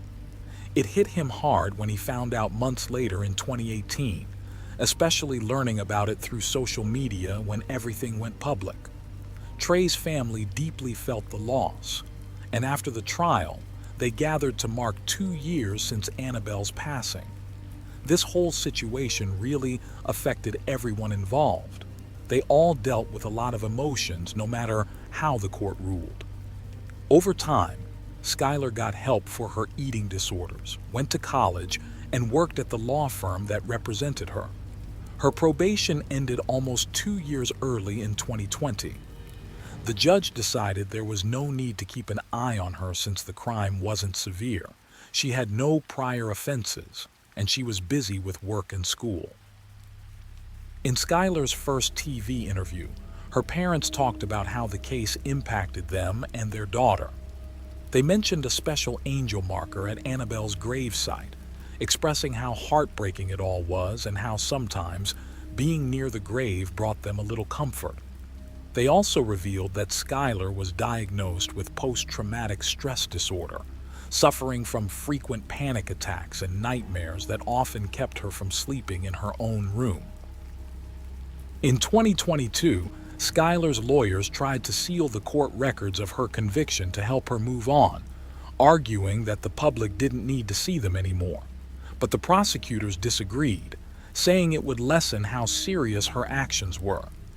The judge ultimately decided to restrict access to the records, siding with Skylar's need for privacy, which stirred up new debates. Story number 4. January 16, 2023, began like any other day in the province of Lima, Peru. It was a quiet, residential area where nothing ever happened. The neighbors knew each other, greeted each other cordially, and nobody had issues with anyone. However, around 2 in the afternoon, everything changed forever. The peace that prevailed was shattered by loud cries for help coming from one of the apartments. It was a female voice pleading for her life. The first thought among the complex inhabitants was that there must be a thief, an intruder who had broken into the home of this beautiful family. They called the police, who arrived at the location within minutes. They knocked on the door, but nobody answered. The screams had ceased. It was too late. Entering the apartment, the first thing they saw was a child alone and frightened. They asked him where his parents were, but he couldn't answer. They continued to move through the place until they reached the master bedroom, where they found a woman, later identified as Marilyn Martinez, lying on the floor in a pool of blood. Her life had been taken, but the only person missing was her husband. Marilyn Martinez was born on September 3, 1995. Her family was middle class. Although money was not a problem, they always strived to improve their economic status to have a better life. Instilled with strong values, Marilyn's main dream was always to study, secure a good job, and achieve everything she desired. However, someone obstructed her path. At just 17 years old, she met Alexander Israel Pinedo, a 30-year-old man almost twice her age. Yet she didn't care. The love was immediate. Unlike others around her, Alexander seemed unattracted to her responsible and ambitious side. Instead, it bothered him, and problems soon followed. Alexander frequently displayed intense jealousy whenever Marilyn went out with friends or even her family. He would lose his sanity, and although Marilyn tried to talk about issues, Alexander would violently beat her in a sinister attempt to show who was in charge. Despite the issues, they moved in together when she was still very young, to counteract the torment she experienced at home. Marilyn sought things that made her happy. If she couldn't have stability in her relationship, she would at least find it in her career. She was studying and simultaneously began working in an office. She excelled at what she did, was very diligent, and committed herself fully to everything she undertook. Upon turning 18, Marilyn decided she had endured enough, packed her beautiful suitcases, and left. However, within a few hours, she realized she had forgotten some items in their shared home. She returned to collect them and found Alexander completely furious. He struck her on the head and punched her in the groin. Marilyn left the house crying and went to see her mother and sister, who both encouraged her to file a police report. She followed their advice, yet her determination quickly faded. Like a true manipulator, Alexander showed up at her house and convinced her to get back together, promising a fresh start. He vowed to treat her well and give her something she had always wanted, a child. Marilyn withdrew the police complaint and moved back in with Alexander. They had a beautiful wedding where he promised to care for and love her forever. 9 months later, their first and only child was born, and they moved to an apartment in the province of Lima. However, Alexander's promises quickly evaporated. On one occasion, he inflicted severe blows to Marilyn's head in front of their little one, who was just 1 year and 2 months old. The sinister man had no shame in exercising violence in front of his own son. Burdened by the horrible situation with her partner and the extensive care her young son required, Marilyn neglected her physical appearance, devoting all her time to caring for the baby. Her husband had forbidden her from visiting her mother and sister, as well as from having them come over to help. Growing increasingly depressed, Marilyn gained a significant amount of weight, which only added to her frustration. She no longer met her own beauty standards and didn't feel like the perfect girl she wanted to be. Nonetheless, Marilyn was never the type to remain passive when things didn't unfold as she wished. Something had to be done. She decided to initiate a plan to regain her figure, believing that looking good would make her feel good. Her training started to pay off, and Marilyn had an idea. Many women must be going through the same thing as her. If she recorded her routines and talked about her plans for spiritual growth, she could help others in similar situations. TikTok was the perfect platform for her mission, known for its vast array of videos where many users showcased their transformations and encouraged others to do the same. These were short, easy-to-follow recordings. By the time Marilyn turned 29, she had become a well-known influencer. She had nearly 600,000 followers on TikTok, along with 24,000 on Instagram. Everyone loved her, from housewives wanting to emulate her lifestyle to men attracted to her physique. Her content mainly consisted of exercise routines showing her body's progress, as well as health and self-care tips.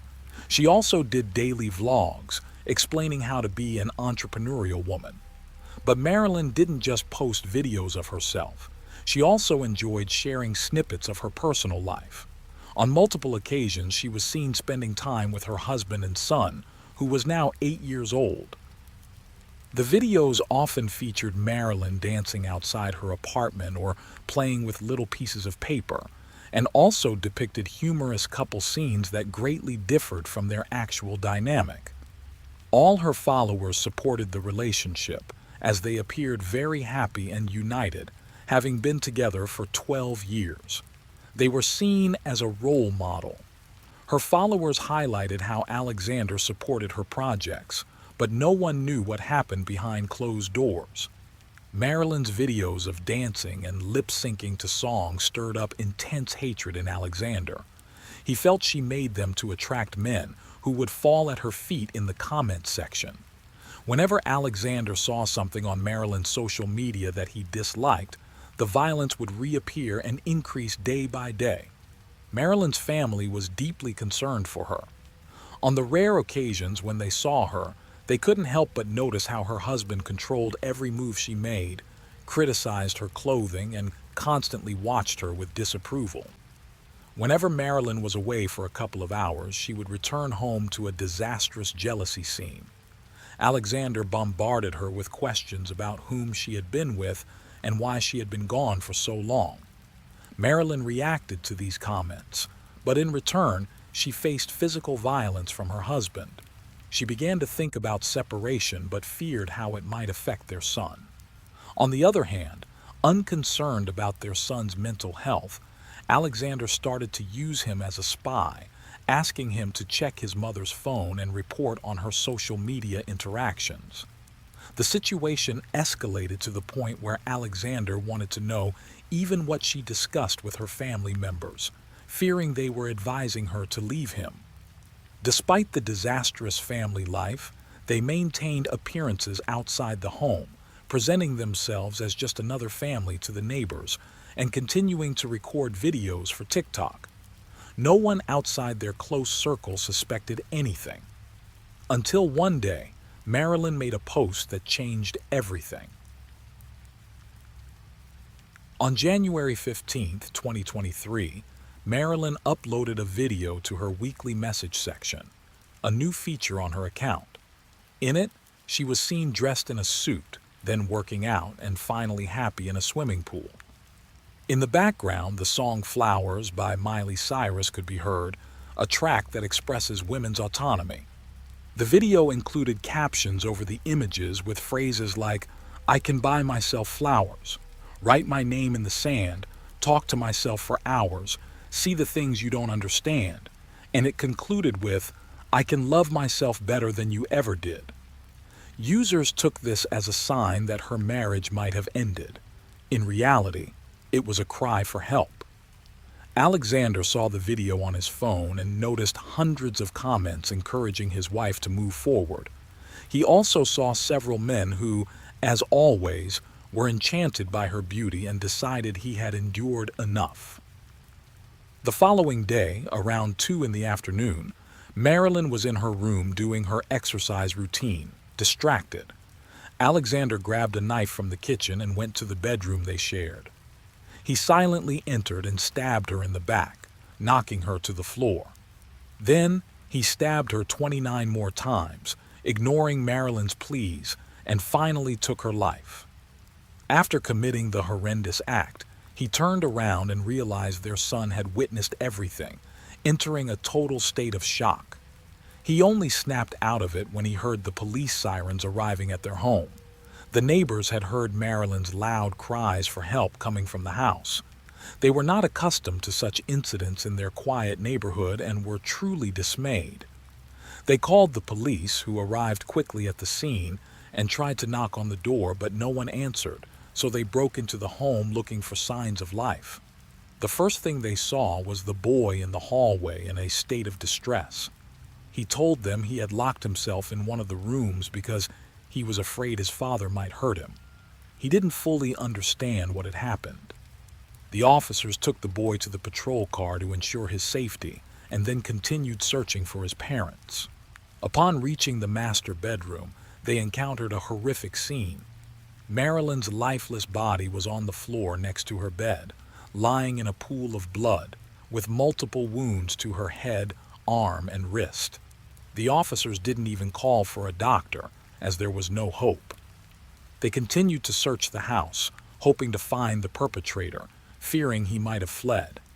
However, Alexander was in the living room, sitting very calmly, showing no remorse. He confessed to the crime and allowed the officers to handcuff him. As a precaution, in case he later regretted his statement, one of the officers took out his cell phone and started recording. Alexander wasn't bothered. He was used to performing for the screens. When asked if he had used the same knife for all the injuries he had inflicted, he answered affirmatively. Before being taken to the patrol car to be transported to the station, he asked the authorities to take care of his son. Alexander was placed in pre-trial detention, awaiting the start of the judicial process. He returned to the house where he committed the crime to participate in the reconstruction of the events. This time, he himself prevented being recorded, seeming guilty of having murdered his wife. He even wore the same shirt that had appeared in several of their videos. He detailed Marilyn's last moments of life, admitting he had taken her by surprise so she couldn't defend herself. He mentioned seeing the blood flow. At that moment, he thought about taking his own life, deciding it was his turn. But before he could stab himself, he backed out, describing himself as a coward in his own words. Despite the magnitude of his narrative, the sinister man spoke with total coldness, as if recounting an anecdote. He also did not hesitate to say that his son had witnessed the crime. He reiterated that he was a murderer who had killed his wife and promised to pay whatever was necessary, although he did not seem very remorseful. That same day, local news broadcast the video, which even reached TikTok, the platform where Marilyn had often appeared cheerful and happy. At first, Her followers thought it was a distasteful joke, but as hours passed, all Peruvian media outlets spread the news, and the collective grief was overwhelming. Social media unified in demanding the maximum penalty for the murderer. The trial began swiftly, with Marilyn's relatives present to give their version of the story. They emphasized that episodes of domestic violence were constant in the relationship. They detailed how Marilyn had been mistreated physically and psychologically by her husband over the 12 long years of their relationship. They even mentioned the complaint she had filed against him in 2012, which she later regretted and withdrew. When Marilyn's sister took the stand, she made a powerful statement, noting that she had had the chance to observe the house after the police had finished their investigation. She pointed out that a part of Marilyn's wardrobe was completely empty, most likely because, considering also the video posted on her TikTok account the day before the murder, she was planning to finally leave her husband. Alexander denied that their relationship had ended, but admitted they had many problems. He spoke about how his partner's thousands of followers tried to woo her through messages, which made him extremely jealous. He admitted that jealousy was the motive for killing Marilyn, as if it were a valid reason. Public prosecutor's office ordered 9 months of preventive detention for Alexander, identifying him as the perpetrator of the murder. It is hoped that a more extensive trial can be held in the future, where the maximum penalty is sought. Until then, an entire country will be watching. Social media was filled with messages of solidarity for the terrible event. Hundreds of TikTok users shared videos recounting the story and using the hashtag Justice for Marilyn. For those who followed her on social media, it was a profound shock, but even those who did not know her empathized with her case. The case became so significant that several accounts decided to post videos raising awareness on the issue. These videos encouraged women to report if they suffer from gender violence, warning them never to ignore the slightest sign of abuse, and emphasizing that one can never fully know their partners, boyfriends, or lovers. These crimes often occur within the family by men who claim to love their partners. The goal was to encourage those suffering in their relationships to leave before it's too late. Although her videos were once filled with laughter, they became a sort of sanctuary for her followers. Marilyn's son is under the custody of his maternal grandmother, away from the media spotlight. Story number 5. The afternoon of January 15th, 2016, began like any other day. Maria de Jesus Zamudio called her mother, Yesenia Zamudio, to share her plans for the evening. She sounded very excited. She was going to a scenic restaurant followed by karaoke with some friends. Her mother wasn't worried. Her daughter was always very cautious. At 4 a.m, Yesenia was sleeping peacefully until her phone began to ring. When she answered, she couldn't recognize the caller's voice. The only thing she understood was that Marishui, as she affectionately called her daughter, had suffered a fall and was admitted to the hospital. Confused, Yesenia contacted her ex-husband, and they both rushed to the indicated clinic, but they couldn't find their daughter there. They searched everywhere until they finally found her at another hospital. The situation was worse than it seemed. Her daughter had a traumatic brain injury and fractures in her femur and legs. But that wasn't the most terrible part. Marishui was in a coma. According to the doctors, the young woman had tried to take her own life by jumping from the 5th floor of an apartment. Neither Yesenia nor her ex-husband believed this. They knew there was something much more sinister behind that story, and they wouldn't rest until they found out the truth. Maria de Jesus Zamudio was born on April 5, 1996, in Mexico City. As the third among 4 sisters, she quickly won over the hearts of all who knew her, affectionately earning the nickname Marichui. Throughout her elementary education, she attended a Catholic school. Her dream was to become a nun to help as many people as possible, aiming above all to distinguish herself from selfish individuals. To achieve her goal, she spent every afternoon with her best friend, organizing plays, dances, and talks for younger children to draw them closer to religion. Her interest didn't stop there. She was an extremely active girl, keen on sports, practicing karate and swimming. However, over time, she discovered her true passion was basketball. As a teenager, Marishui moved away from religion, but not from her studies. She became a very cultured and diligent young woman, spending her time reading and visiting museums every Sunday. She also had a passion for taking photographs of her cat. Although she enjoyed going out like any other teenager, she did not do it often, preferring to spend time with her family. Her passion for study paid off, and she was admitted to the petroleum engineering program at the National Polytechnic Institute. Out of 822 applicants, she was one of the 176 women who got in. Initially, Marishui thought she couldn't attend because it was a costly institution, but her record of excellent grades earned her a full scholarship. Despite having her studies secured, the young woman wanted to be economically independent and got a formal job at a cinema chain in Mexico City. There, she won the affection of both her colleagues and customers. Even on promotion days, when the cinema was packed, she managed to make those who approached the purchase window smile. Her goal was to save enough money to take her nephews to Disneyland. Meanwhile, she enjoyed celebrating the Day of the Dead with them, her favorite holiday. Every November, she made bags of sweets and went out to distribute them with the little ones. Marishui's kindness was not only reflected in her relationship with her nephews. She remembered all her close ones' birthdays, visited them whenever they were sad, and helped them with any inconvenience. She was surrounded by people who loved her. She had the best possible relationship with her mother.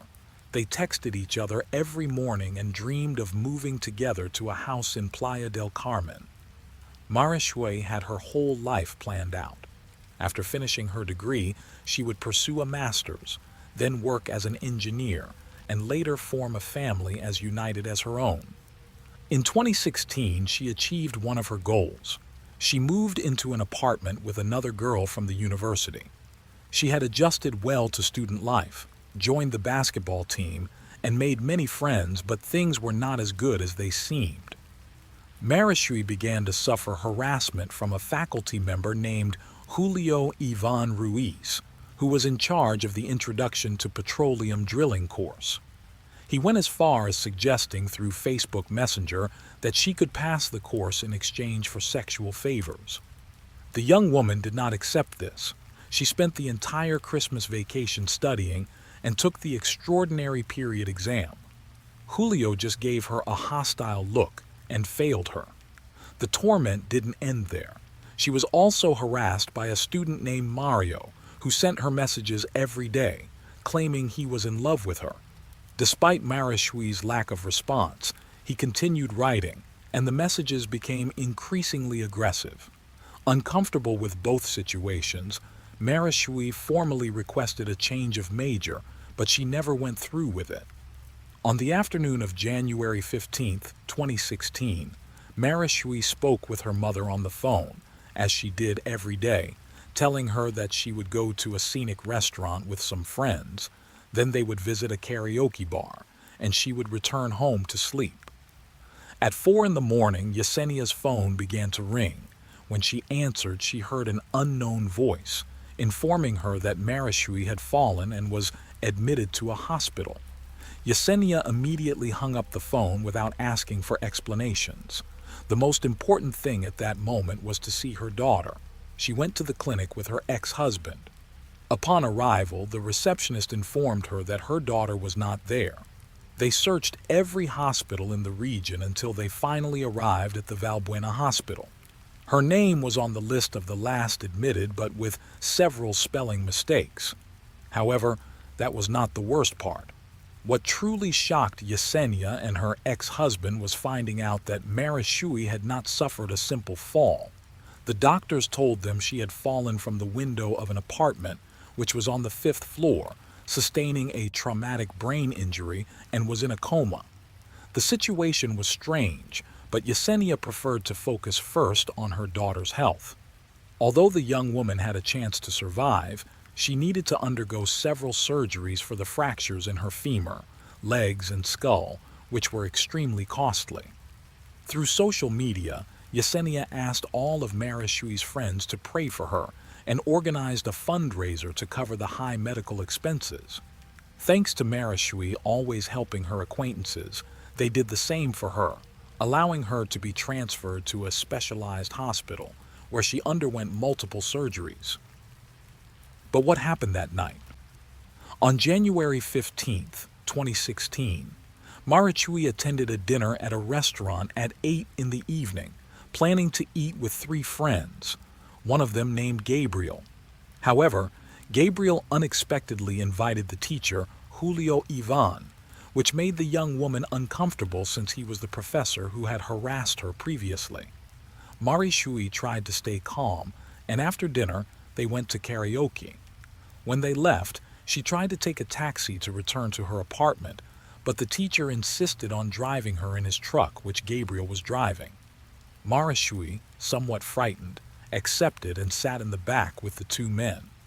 During the ride, Julio and Gabriel began to touch Marichui, and when she tried to escape by getting out of the truck, they knocked her down and forcefully put her back in. Upon arriving at her apartment, some neighbors saw Gabriel and Julio carrying Marichui up the stairs while she hit and struggled to escape from them. She even knocked on some apartment doors asking for help, but no one helped her, not even her friends with whom she shared the rent, thinking it might be a robbery. Minutes later, they opened the apartment, and once inside, Gabriel and Julio tried to undress her to abuse her, managing to tear her clothes and break the buttons. The other 2 roommates just watched from afar and decided not to intervene. Marichui continued screaming and asking for help. Seeing that the situation was going nowhere, Julio and Gabriel proceeded to throw her out of the window. A neighbor named Rosa saw Marishui's body fall more than 12 meters, while her attackers fled the scene, at which point she called the police. Marishui fought for her life in the hospital for several days, but ultimately, she died. This version was confirmed after a forensic doctor mentioned that the injury mechanics provided key elements, indicating that the young woman did not jump head first into the void but fell feet first because she tried to grab her attackers until the last moment. This was also proven by finding Julio and Gabriel's DNA under Marichui's nails, leading to a 180-degree turn in the case. In 2018, authorities discarded the accident hypothesis and the idea that she took her own life, classifying the incident as manslaughter, with Gabriel and Julio as the main suspects. However, the latter continued teaching at the university as if nothing had happened. Yesenia was dissatisfied, stating that the case should be classified as femicide, and that by not doing so, they were diminishing the importance of the abuse her daughter had suffered before dying. She filed a complaint with the Mexico City Human Rights Commission. Due to the investigation file being poorly compiled, Yesenia also filed numerous complaints with the Mexico City Secretary of Public Security, the Superior Court of Justice of the capital, and the then city prosecutor's office. The Mexico City Human Rights Commission initiated an investigation and determined that evidence had been omitted during the case. There was evidence of police incompetence and a clear lack of interest on the part of the state. In a report, it was established that in the early hours of January 16th, a police officer arrived at the scene and entered the apartment to see where the victim had jumped from, but only glanced around. After the ambulance left, the officer departed without securing the apartment or the area where the victim fell, and without notifying the judicial authority, which could have led to the manipulation of evidence afterward. Additionally, the autopsy performed on Marichui lacked basic requirements, such as listing all the individuals who had contact with the body and examining the intimate area to determine if she had suffered abuse before her death. Yesenia requested a public act in which the government would acknowledge their responsibility for these omissions and announce measures established to prevent their recurrence. This request was completely ignored, and the case was shelved again. Both Julio and Gabriel fled, and justice seemed far off. Tired of waiting for answers from the government, Yesenia joined the movement called Ni Una Menos and organized dozens of demonstrations, not only for her daughter, but also for all women who had been murdered because of their gender. In February 2020, Yesenia attended an event to demand justice for the femicide of a young woman who was killed by her partner after an argument. The demonstration took place outside the building where the crime occurred, where Yesenia gave a speech accusing the Mexican government of not having personnel trained in gender violence. Yesenia's speech went viral, and Marishui's case was finally brought back into focus. On September 7, 2020, it was finally classified as femicide, and Mexico City authorities made a public apology to Yesenia and the victim's relatives. On January 25, 2022, a new event for Marishui's case took place at the National Polytechnic Institute, where the university joined the apology previously made by the authorities. Although the general director was present, it was the institution's lawyer who extended the apology. Yesenia accepted the apologies, but mentioned that more work was needed to find the murderers, who were still at large. She also remembered how Marishui's dreams were taken away 5 years ago, saying that if her daughter were alive, she would surely be in love, working, and very happy, as she had been throughout her short life. Months later, the National Polytechnic Institute, where Marishui studied, posthumously awarded the petroleum engineering degree to Yesenia. In February 2022, the police confirmed that, following intelligence operations, agents located and apprehended Gabriel, the probable perpetrator of Marishui's femicide. Thank you, dear audience, for tuning into Unreal True Crime. If our stories capture your interest, don't forget to subscribe and give us a thumbs up. Your support fuels our passion for uncovering the truth. Join us next time for more deep dives into the intriguing world of true crime. Thank you for tuning in with Mr. Midnight. If these stories helped you relax and sleep, please hit the like button and share it with someone who might need them too.